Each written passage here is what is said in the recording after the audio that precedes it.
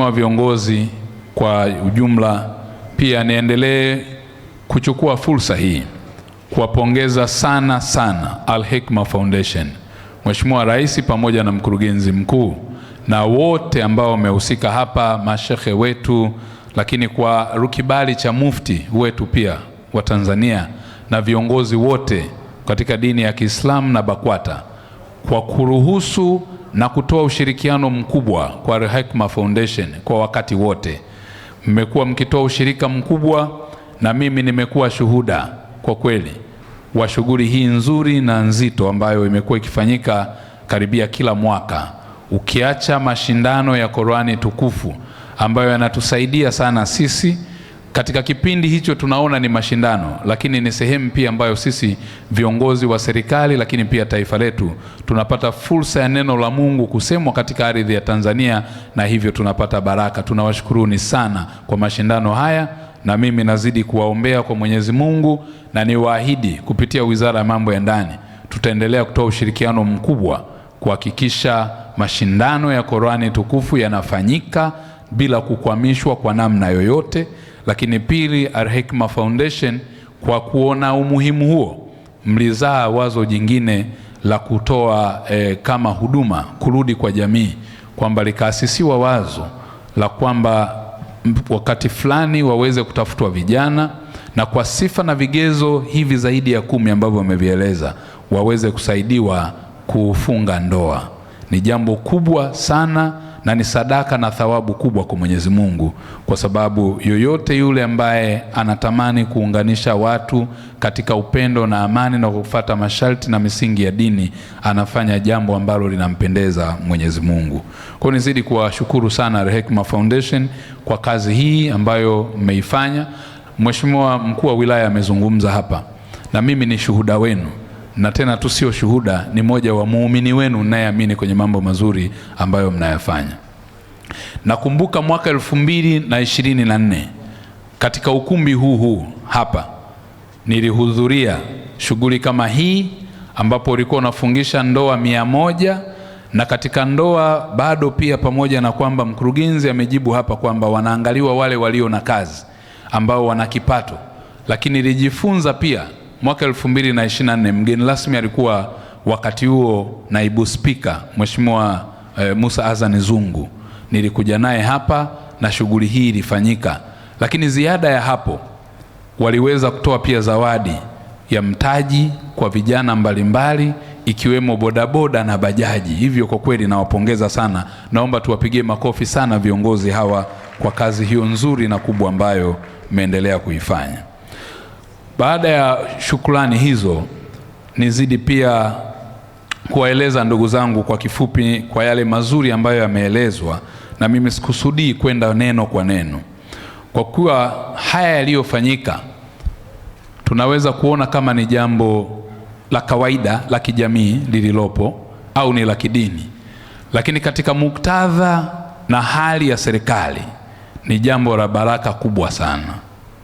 Kwa nini? Kwa sababu ndoa ukiacha kuwa ni jambo zito na ni matakwa ya Mwenyezi Mungu na Mtume Muhammad sallallahu alaihi wasallam, lakini ndoa ni kiini cha msingi, ni nguzo imara na kiunganishi kati ya uwepo wa serikali, lakini pia ni kiunganishi muhimu cha masuala yote ya amani na usalama wa taifa lolote. Maadili ya jamii yanaanzia kwenye ngazi ya familia, na kama kukiwa familia zetu zina maadili yaliyo mema, tafsiri yake ni kwamba wale wote wanaotokana na familia, baba na mama, na watoto watakaotokana na baba na mama wenye maadili mema ya kidini na maadili yenye misingi ya kufuata sheria na taratibu za nchi, maana yake ni kwamba mtoto atakayezaliwa atazaliwa kwenye familia iliyo na maadili, familia iliyo na msingi mema, familia iliyo na mtu ambaye atakuja kuzaliwa, mtoto yule atakulia kwenye maadili, atakuwa na uzalendo, atakuwa na utaifa, atakuwa na hofu ya Mungu, lakini mtu huyu ndiyo ambaye baadaye tutamtarajia kuja kuwa kiongozi aidha wa dini au kiongozi wa serikali. Kwa hiyo msingi wa familia ndiyo msingi mkuu wa maadili ya taifa lolote. Mila, tamaduni na desturi zetu zimejikita katika familia, ngazi ya familia, kwa sababu leo tukizungumzia ulinzi na usalama wa taifa letu, tunaangalia zaidi kwenye taifa, tunaangalia kuanzia kwenye ngazi ya familia. Kwa familia zetu kama haziko salama, viongozi wangu wa dini, mashekhe wetu, rais wetu pamoja na mkurugenzi wa Al-Hikma Foundation, kama ngazi ya familia hakuna maadili, maana yake utarajie kama baba sio mhalifu, mama ni mhalifu. Kama hakuna maadili, utarajie watoto watakaozaliwa pale watakuwa wahalifu. Kwa hiyo wataingia kwenye mgogoro wa kuvunja maadili ya dini, wataingia kwenye mgogoro wa kuvunja maadili ya mila, tamaduni na desturi, wataingia na kujikuta kwenye mgogoro wa kuvunja sheria za nchi, na matokeo yake utajikuta tuna wahalifu. Maadili ni msingi mkuu wa maendeleo ya taifa lolote lile. Tunafahamu waheshimiwa viongozi, katika ngazi hii ya familia ambapo tunaamini familia moja na ya pili ndio zinatengeneza jamii, na familia ya pili na ya tatu na ya nne hatimaye zikawa 10 au 15 ndizo zinazotengeneza kitongoji, mtaa au kijiji. Katika ngazi hiyo ya familia, watu hao wote wanaokutana, tukiitana kwenye kata, tukiitana kwenye kitongoji, tukiitana kwenye tarafa na hatimaye tukaitwa wilaya, maana yake ni muunganiko wa familia mbalimbali. Kwa familia hizi kama maadili yametengenezwa vilivyo, viongozi wetu wa dini wamefanya kazi nzuri ya kukumbusha wakati wote maadili yaliyo mema, misingi iliyo mema, namna ya kuishi kwenye familia, namna ya kuishi kwenye jamii. Maana yake ni kwamba wilaya hiyo nzima itakuwa ni familia, ni wilaya inayounganishwa na familia zenye maadili yaliyo mema. Na wilaya itatengeneza mkoa, na hatimaye mkoa na mkoa tutakuwa na taifa ambalo lina misingi ya maadili yaliyo mema. Tutatengeneza taifa ambalo lina misingi ya kuzingatia uzalendo. Tutatengeneza taifa ambalo lina misingi iliyojikita kuanzia ngazi ya chini na kwa kufundwa vyema na misingi ya imani. Tunatengeneza raia walio wema, wenye utu, umoja, amani na mshikamano. Kwa ndugu zangu, mimi nitumie fursa hii kuwashukuru sana kwa kunialika hapa kuja kuwa mgeni rasmi katika shughuli hii. Na mimi nimeshuhudia na kujifunza mengi siku ya leo. Nilikuwa nikisikia hapa waliokuwa wakifungishwa ndoa. Mmoja katika majina, nitatumia majina ya la dhahania, sitataja jina halisi, lakini nimesikia kuna jina la kwanza limeanza jina la Kiislamu, labda ni Shaban, lakini katikati unakuta ni bin, labda Joram au John, na mwisho anamalizia jina la kienyeji kama Katambi. Tafsiri yake ni nini? Tafsiri yake ni kwamba tunaweza tukawa kwenye dini ya Kiislamu, lakini pia baba yako anawezekana akawa ni Mkristo, na mwishoni ukamalizia jina la Katambi ambalo haliko kwenye Ukristo wala Uislamu. Hili ni jina la kienyeji. Kwa kumbe ni ushahidi kwamba pamoja na kuwa na dini zetu, mila, tamaduni na desturi, tunafungamanishwa pamoja kupitia dini zetu. Hakuna mtu hata mmoja, nimesikia hapa katikati linatajwa labda jina la Kikristo, na tukao tunateta pale na Mheshimiwa Rais pamoja na Arehadi ameondoka Musa, tukao tunasema kunawezekana kwamba tukaishi kama taifa moja na jamaa moja lisilokuwa na misingi ya ubaguzi wa kidini, na kila mmoja akafanya shughuli za kidini bila kumkwaza mwingine. Leo hii dini ya Kiislamu ingekuwa na ubaguzi, mimi Katambi nisingekuja kuwa mgeni rasmi. Na washukuru sana, mmekuwa mfano na kielelezo kwa taifa letu. Naomba tujipigie makofi mengi sana. Hii ninaonyesha umoja, amani na mshikamano tulionao. Tatizo letu sio dini. Tatizo letu ni changamoto zinazotukumba. Changamoto mbalimbali za kwenye maisha, changamoto mbalimbali zinazokuja mbele yetu, tukabiliane nazo kwa pamoja bila kuulizana dini zetu, kwa sababu mwisho wa siku Mwenyezi Mungu anatamani kuona tukiwa na amani, tukiwa na upendo. Leo mimi ni Mkristo, nimekuja kama mgeni rasmi hapa. Vivyo hivyo inawezekana kesho nikasilimu. Ndio kazi kubwa alikuwa naifanya baba yangu rais pale na mwakilishi wa mufti. Unaweza ukashangaa kesho nikaja na jina hapa na nikaitwa Alhaji, na ilikuwa imekwisha kuanza hapo nadhani, au sio? Kwa hiyo inawezekana. Haya mambo yanawezekana. Sisi ni ndugu na jamaa moja.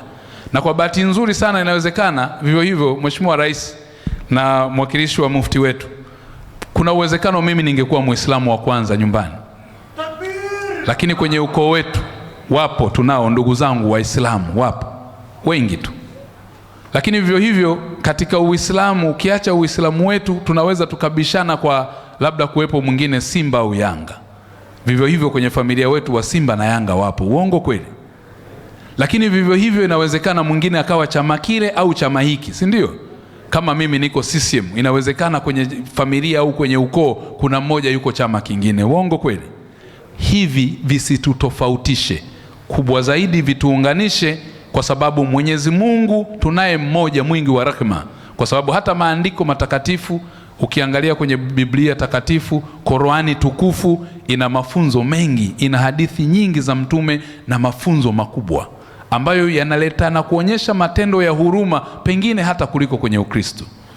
Na mimi ni shuhuda, kwa sababu nimepata bahati ya kuwa kwenye haya maeneo yote mawili. Nimeishi na kukulia kwenye Uislamu nikiwa mdogo, na ndugu zangu hawa wameambiwa leo ndugu zangu wameoa. Mimi nilitaka kubadilishwa dini na mke. Kwa hiyo ujue mke alivyo na nguvu. Hongereni sana kwa kuwapata. Kwa hiyo inawezekana kwamba tukaishi kama ndugu na jamaa moja, na makubwa ambayo wameasa ndugu zangu hawa katika zama za sasa. Tunajua changamoto nyingi ni za mmomonyoko wa maadili kwa asilimia kubwa, na haya yote yanachochewa tu na hali mbalimbali. Sasa ni vizuri sana yale yaliyotuasa hapa tuyazingatie kwa ukubwa sana. Nimejifunza, yapo viongozi wangu hawa wa dini, mashehe wameeleza hapa, wameeleza namna mbalimbali ya ndoa ambavyo inapaswa kuwa, na mimi kwa kweli nimejifunza baadhi ya mambo sikuwa nayo. Kwa hiyo dunia yetu ni kujifunza kila siku. Lazima tutumie nafasi ya kwenda msikitini kama jinsi ambavyo Mtume Muhammad sallallahu alaihi wasallam anatuasa. Tukumbuke zile swala 5, tushikilie imani yetu, kwa sababu imani ndiyo inayoweza kutuvusha. Pepo lako unaliandaa hapa duniani. Kwa ndugu zangu, tutumie fursa hii kuendelea kujikumbusha, na kila wakati mimi nimejifunza, baba, siku nyingine hata msiponialika nitakuja mwenyewe, kwa sababu ndoa ni jambo la kujifunza kila leo. Shehe wangu pale ameeleza kwamba ndoa ina mambo 5. Katoa misumari ya moto sana. Naomba tumpigie makofi mengi sana. Na nikajifunza kwamba kumbe kwenye ndoa wakati mwingine msiwe wote wajuaji, mmoja awe mjinga kidogo, na ujinga sio tusi. Ujishushe ili mambo yaende. Ukijifanya mjuaji kwenye kila jambo, mambo hayaendi. Na mwanaume kumbe tunapaswa kuwapenda. Hata kwenye Biblia takatifu inaeleza kwamba, imeeleza, kuna mstari mmoja unasema, enyi wanaume wapendeni, ishini na wake zenu kwa akili. Hawakusema muishi nao kwa magari, hawakusema muishi nao kwa majumba, hawakusema muishi nao kwa vitu vyovyote, kwa akili. Na ndicho hicho kimekuja kuthibitishwa na shehe alivyokuja kugonga zile misumari 5 ya moto hapa, kwamba kuishi naye kwa akili na maarifa, kwa maana ya kwamba ambaye hajaoa hana akili. Kwa hiyo ndio maana tujitahidi ambao wengine kama hawajaoa wawahi kuonekana wana nini, wana akili na maarifa. Lakini vivyo hivyo ambaye ameoa leo una akili pia. Ukifika kwenye ile ya mwisho hapa, shehe alikuwa anasema tumekubaliana kwa mahali tuliokubaliana, na tuishi kwa nini, kwa wema, na itakapobidi au isivyo bahati tuachane. Kwa isivyo bahati tuiombee isiwepo, kwa sababu una akili, ndoa yako itadumu. Hakikisha amwachane. Kwa hiyo ni password kumbe Mwenyezi Mungu ametupa, tutumie akili na maarifa ili ndoa hiyo tusiweze kuiachilia. Tutafahamu waheshimiwa viongozi, jambo moja kubwa ambalo pia nitatamani kulisema na kulizungumza. Ndugu zangu, mbali na kazi nzuri ambayo leo imefanyika na mengi mema ambayo Al-Hikma Foundation pamoja na Mheshimiwa Rais wake na katibu na mkurugenzi wake mkuu wameendelea kuifanya kama taasisi imara mojawapo ya kidini. Wizara ya Mambo ya Ndani inahusika na usajili wa taasisi, na ndugu yangu pale Rubwiro leo yuko naye, tumekuja naye hapa kwa niaba ya Kihampa. Katika usajili wa taasisi za dini, zipo taasisi nyingi zimesajiliwa, lakini nyingi zinaweza zikawa hazigusi maisha na mioyo ya watu kwa kiwango cha juu kama Al-Hekma Foundation. Kwa hiyo niombe na iwe rai yangu leo kutumia fursa hii kuomba taasisi zote zilizosajiliwa za Kikristo na za dini nyingine na za Kiislamu kuiga mfano mzuri ambao Al-Hekma Foundation leo wametufundisha. Ni jambo kubwa, ni jambo zuri na la kiimani. Kuunganisha watu kwenye ndoa kufikia 500 si jambo jepesi, ambapo wewe unatoa ufadhili wote, unatoa mafunzo, unatoa mahali, unakwenda kulipia watu mahali, lakini pia unaendelea kuwalea na kuwahifadhi. Kuna kipindi hapa walitoa mitaji, walitoa vyombo mbalimbali na watu wenye ulemavu walikuwepo. Nakumbuka 2024 wakawajali kuwapa bajaji za kwenda kuanzia maisha. Ni jambo kubwa lenye thawabu kwa Mwenyezi Mungu, lakini ni msaada mkubwa sana kwa ulinzi na usalama wa taifa letu. Leo tunao vijana wengi ambao hawana cha kupoteza, kwa sababu akienda hana mke, hana majukumu, hana wajibu, hana cha kupoteza. Huyu mtu ni rahisi sana kuingizwa kwenye makundi ya kihalifu. Leo hii tumefikisha idadi ya watu 500. Tazama vijana hawa, Mwenyezi Mungu amewaona na shetani amewakataa walivyopendeza siku ya leo. Manake ni kwamba hawawezi kushiriki katika uhalifu. Sisi kama taifa mmetusaidia kwa kiwango kikubwa sana. Vijana 130 hawa wangeamua kwenda kushika mtutu wa bunduki, wangeamua kushika visu, wakakaa kwenye mitaa yetu, uhalifu ungekuwa kiwango cha juu. Mheshimiwa mkuu wa wilaya ambaye ni mwenyekiti wa usalama anajua madhara yake ambayo tunayapata. Vivyo hivyo wangeweza kuwa hao walioitwa Panya Road, Panya Buku, wameitwa kwa majina mengi hapa. Lakini leo tumepata viongozi safi wenye maadili mema ya dini na mafundisho yaliyo safi. Maana yake masuala ya zinaa mitaani hayatakuwepo, kwa sababu tayari mna njia. Sisi kama vijana tunaambiwa kama umeshindwa popote pale kupata pesa ya mkupuo kwenda kufunga ndoa, Al-Hekma Foundation wako hapa, na hii itahamasisha hata walio wa Kristo kuweza kwenda kwenye njia hiyo iliyo ya haki, kwa sababu kijana kuishi kwa zinaa nayo pia ni dhambi kwa Mwenyezi Mungu, ni mambo ambayo hayampendezi.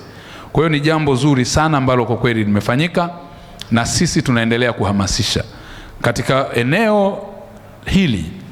Hata wale vijana ambao, na sisi kwa upande wa Wizara ya Mambo ya Ndani tunapotokea kwamba vijana tunawahitaji kwa ajili ya ujenzi wa taifa lenu, kwa sababu mmefundwa katika misingi ya dini, mmeandaliwa vizuri, karibuni pale tunapotoa nafasi kupitia Rais wa Jamhuri ya Muungano wa Tanzania na Amiri Jeshi Mkuu kutoa nafasi za kwenda kulitumikia taifa lako, mjitokeze kwa wingi. Vipo vyombo vya ulinzi na usalama, zipo taasisi za serikali ambazo zinatoa nafasi za ajira. Zinapotokea, karibuni ili muweze kulitumikia taifa lenu. Ulinzi wa taifa letu unatutegemea sisi. Takwimu imetolewa hapa na shehe wetu wa mkoa. Inasikitisha kidogo, lakini ndiyo kwamba tuone kwamba tuna wajibu wa kwenda kufanyia kazi. Nilikuwa namsikiliza akisema takwimu na taarifa ya taraka ambazo zinapatikana sasa. Kasi ya taraka ni kubwa kuliko ndoa zinazofungwa. Unaweza kuona kuanzia 2023 Al-Hekma Foundation imefanya kazi hiyo na Mheshimiwa Rais, mmefungisha ndoa 500, lakini taarifa zinasema taraka ni 1180 kwa mwaka. Lakini pia migogoro ya ndoa ni zaidi ya 97,380. Chanzo ni nini? Ndicho utakuja kugundua. Moja ya vyanzo ambavyo mimi kama waziri wa mambo ya ndani na vitambua, ndoa nyingi leo zinavunjika, chanzo namba 1 ni watu kulegalega katika imani, kutokuwa na imani thabiti, kutokufuata mafundisho yaliyopo. Mtoto amekuwa kwa sababu amekuwa na ndoa hizi ambazo wazazi hawatekelezi wajibu wao, haendi madrasa mpaka anakuwa mtu mzima, hata msikitini hajawahi kukanyaga, lakini anaitwa Muislamu. Huyu hata kuwa na hofu ya Mungu. Kwa hiyo hata haya mafunzo viongozi wetu wanayoyatoa hayazingatiwi. Kwa hiyo ni chanzo cha migogoro ama talaka. Kwa hiyo niwasihi ndugu zangu Waislamu, twendeni tukakutane na viongozi wetu wa dini kila jinsi na wakati ambavyo dini yetu inatutaka kwenda. Tuhudhurie, twende kwenye ibada zetu, msikitini twende, lakini pia pale inapotokea kuna mawaidha, inapotokea kwenye mashindano, mambo yote yanayohusiana na dini ni muhimu sana kwenda kule, kwa sababu shetani huingilia nafsi zile ambazo hazina hofu ya Mungu. Lakini hivyo hivyo vyanzo vingine, ukiacha hilo, hata kwenye Ukristo kule kuna Sunday school na uhudhuriaji wa makanisani umeshuka na kupungua. Watu, hofu ya Mungu imekuwa chini sana. Kwa hiyo, lakini jambo jingine kubwa ni tamaa. Tamaa imekuwa juu. Tunadhani kwamba watu hatuwezi kuvumiliana tena kwenye ndoa. Hauwezi kuvumilia kwa sababu unatamani kupata vitu na mali. Vitu hivi si vya msingi kuliko upendo. Tumetanguliza thamani ya upendo kwenye vitu kuliko upendo baina yetu sisi wenyewe. Lakini pia jambo jingine ni changamoto za maisha. Inaweza ikawa uchumi, kushindwa kuvumiliana, ambazo mengine wameyaeleza vizuri zaidi hapa. Lakini masuala ya changamoto mbalimbali za kiuchumi ni sisi kufanya kazi, na ndio maana Al-Hekima Foundation wamesema kwanza uwe na kianzio cha kufanya kazi, na hatua ya pili utasaidiwa. Mwenyezi Mungu hawezi kukutupa. Kwa haya yote ni maeneo ya vyanzo mbalimbali. Uaminifu nayo pia ni eneo jingine. Tuendelee tukawe waaminifu kwenye ndoa zetu, na pale ambapo inabidi au inapolazimu tukafate misingi ambayo tumeelezwa kupitia dini. Hivyo ndugu zangu, nizidi kuwasihi na kuwashukuru na kuwaasa, kwa sababu hotuba hii sikutamani kusoma kama ilivyo, kwa sababu ya kutambua umuhimu na muda ambao tunao umekuwa finyu. Lakini nizidi kuhakikishia taifa letu liko salama sana kwa ujumla wake. Mheshimiwa mkuu wa wilaya amesema wilaya yake ya Temeke iko salama, na ametoa salamu za mkoa uko salama. Mimi niwape kwa ujumla, mikoa yetu, taifa letu liko salama sana. Ambalo nitaomba na ninaomba rai, nitoe rai kwa ukubwa. Moja, tulipende taifa letu. Hatuna taifa jingine ndugu zangu. Viongozi wetu wa dini tunawaomba sana, muendelee kutusaidia kusimamia, kuhubiri, kutoa mawaidha, lakini pia katika ibada kila wakati kukumbusha umuhimu wa amani. Tunatambua yanayotokea na yanayoendelea duniani kote, si Tanzania peke yake. Ni lazima mjue rasilimali tulizo nazo kama taifa ambazo Mwenyezi Mungu ametupatia ndio kinaweza kikawa chanzo cha migogoro. Ni Tanzania peke yake hapa katika ukanda huu wa Afrika Mashariki na Kati. Ni Tanzania peke yake ambayo inaweza ikawa na njia inayoweza kurahisisha nchi nyingine zaidi ya 8 zinazopakana na sisi katika masuala ya kiuchumi kuwa njia sahihi. Ni Tanzania peke yake iliyo na rasilimali nyingi, ukiacha madini, mbuga za wanyama, mito, mabonde na bahari. Ni Tanzania peke yake sasa iliyobaki ikiwa na ardhi yenye rutuba.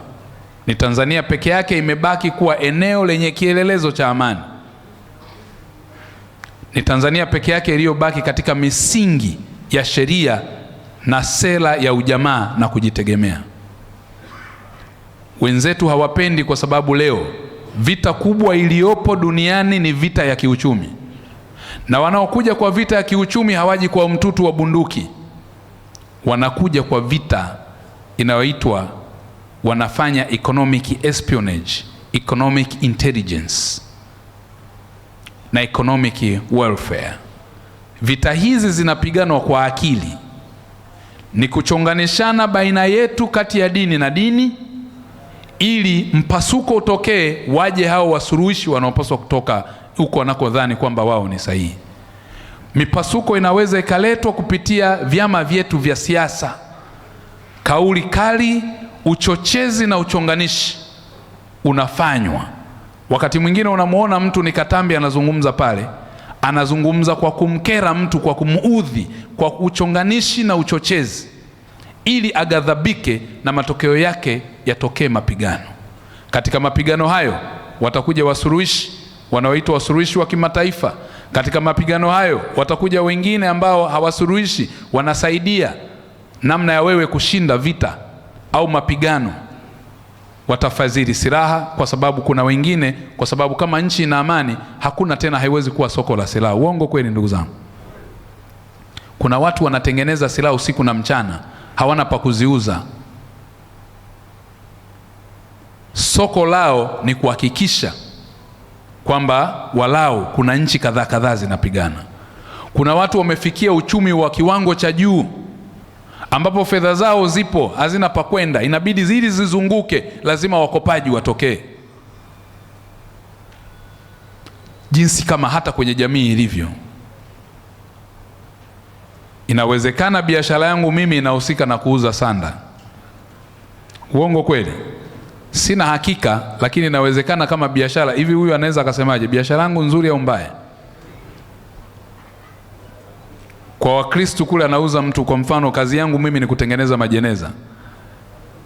Ikitokea watu hawaugui na mambo hayaendi, mimi nitafurahia, nitakaa sawa sawa, kwa sababu kipato changu kimepungua. Uongo kweli?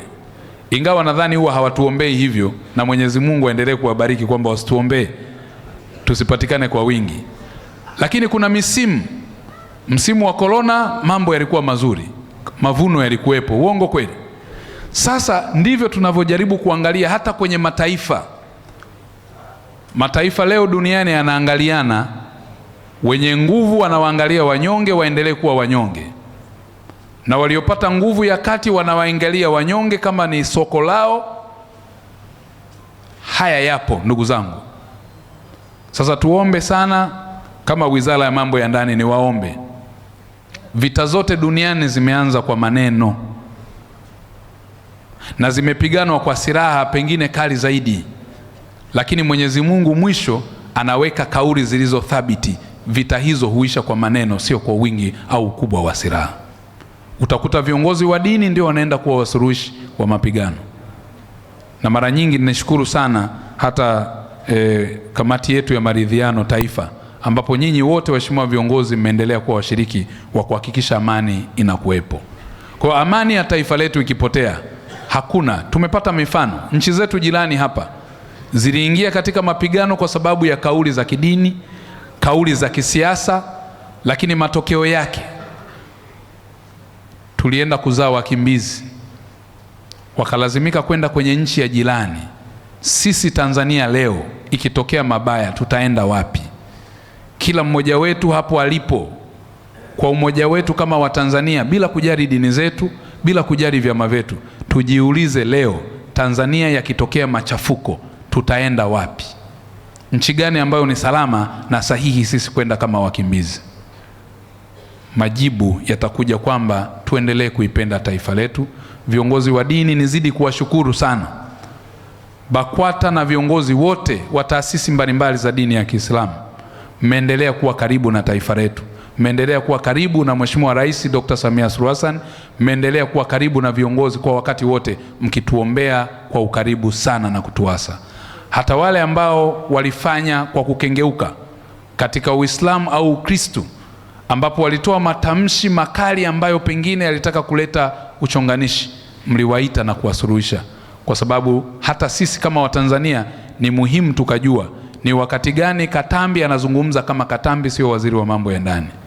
Ni wakati gani Katambi anazungumza kama yeye, kwa sababu kuna wakati wengine anaweza kazungumza Katambi akatoa kauli mbaya ya kidini ikaaminika ni Wakristo wameamua kufanya hivyo. La hasha, hakuna mtu aliyetumwa kulifarakanisha taifa letu, na wakati mwingine tujue na sisi tuendelea kuchukua hatua kwa wale ambao wanaleta kauli chonganishi na chochezi ambazo zinaondoa upendo na umoja na amani katika taifa letu. Waheshimiwa viongozi wangu wa dini, nikimalizia, sisi katika serikali ya Jamhuri ya Muungano wa Tanzania kupitia Dr. Samia Suluhu Hassan, kwa vijana wenzetu hawa, nimekuwa nikiangalia ule umri, ni vijana wadogo kwa maana ya umri wa vijana ambao ndio nguvu kazi ya taifa. Katika upande wa serikali, vijana walio kwenye biashara, walio kwenye kilimo, walio kwenye madini na maeneo mengine yoyote, zipo pia fursa za kiuchumi ambazo zinatolewa na serikali. Kwa kutumia fursa hizi, nitaunganisha taasisi yetu ya Al-Hikma Foundation pamoja na mamlaka zote zinazotoa mikopo, unganisha masuala ya fedha, ajira na uwezeshaji wananchi kiuchumi, ili hawa vijana ambao wameoa leo wanasema wakupata fedha za mkupuo wawe na uwezo wa kuingia kwenye chaneli mbalimbali za kiuchumi za serikali. Na katika halmashauri zetu zote na hata ya Mheshimiwa mkuu wetu wa wilaya Mapunda, kuna fedha zaidi ya bilioni 1 na zaidi, na wakati mwingine zinatolewa kwenye halmashauri zetu kuwawezesha vijana waliojitambua, vijana walio na ndoto, vijana walio na malengo, walio na makusudio na shabaha. Lazima sisi kama serikali tuwatengeneze mazingira wezeshi. Moja ya eneo mazingira wezeshi hapa Temeke, Mheshimiwa mkuu wa wilaya Sixtus Mapunda pamoja na mkoa wa Dar es Salaam waunganishe vijana hawa na mikopo inayotolewa na halmashauri, ili waende wakanufaike, waweze kulea ndoa zao, lakini wakati huo wakazae raia walio wema, ili taifa letu tuwe tumeandaa kizazi cha watu ambao wana uzalendo, utaifa, lakini pia wanalipenda nchi yao. Nikimalizia, kwa niaba ya serikali, kwa kweli napenda tena kupongeza na kushukuru sana taasisi ya Al-Hekma Foundation na viongozi wake wakuu, kuanzia rais wa taasisi Sharif Abdulkadir na mkurugenzi mkuu Sheikh Nuruddin Kiski na wadau wote wanaoiunga mkono katika taasisi hii katika jambo hili adhimu, pamoja na maeneo mengine ambayo wameendelea kufanya. Napenda kuwapongeza pia maharusi wote 130, lakini pia wale 370 kwa ujumla wao 500 kwa hatua kubwa na muhimu katika maisha ambayo mmeifikia, na kwamba kwa kweli ni hii mmefanya kazi kubwa ambayo Mwenyezi Mungu wa mbinguni ataendelea kuwabariki na kuwawezesha zaidi. Endeleeni kujitunza kwa sababu afya yenu ni muhimu na ndio mtaji namba 1. Endeleeni pia kujiimarisha kiuchumi, ili kile kizazi ambacho mtakileta kwa baraka za Mwenyezi Mungu basi kiweze kuenenda vizuri zaidi.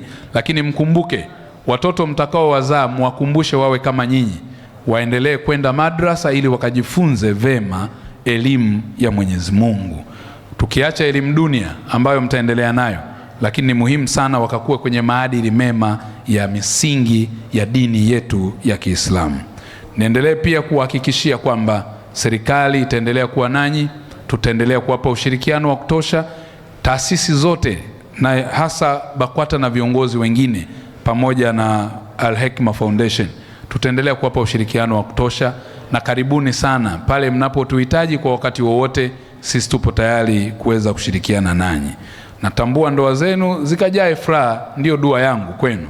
Ndoa zenu zikajae furaha, baraka na mapenzi, lakini pia huruma na utulivu, na mkalete kizazi chema kwa ajili ya taifa letu. Wassalamu alaikum warahmatullahi wabarakatuh.